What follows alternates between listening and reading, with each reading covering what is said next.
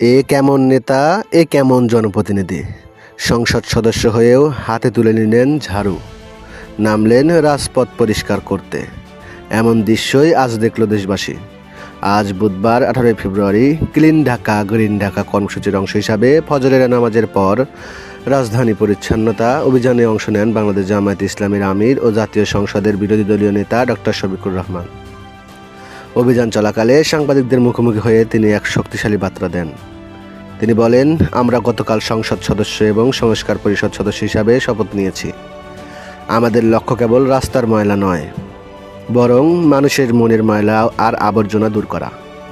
মানুষের মানসিক সংশোধনের জন্যই আমাদের এই অভিযান। নির্বাচনের আগে তিনি অঙ্গীকার করেছিলেন, শাসক নয় জনগণের সেবক হয়ে পাশে থাকবেন। আজ ঝাড়ু হাতে রাজপথে নেমে তিনি সেই অঙ্গীকারকেই প্রমাণ করে দিলেন। তিনি দেশবাসীকে আহ্বান জানিয়ে বলেন, আমরা সবাই যদি আন্তরিক হই, নিজ নিজ আঙ্গিনা পরিষ্কার রাখি, তবেই গড়ে উঠবে একটি পরিচ্ছন্ন ও সুন্দর বাংলাদেশ। একজন শীর্ষ নেতার এমন বিনয়ী এবং দায়িত্বশীল আচরণে মুগ্ধ সাধারণ মানুষ।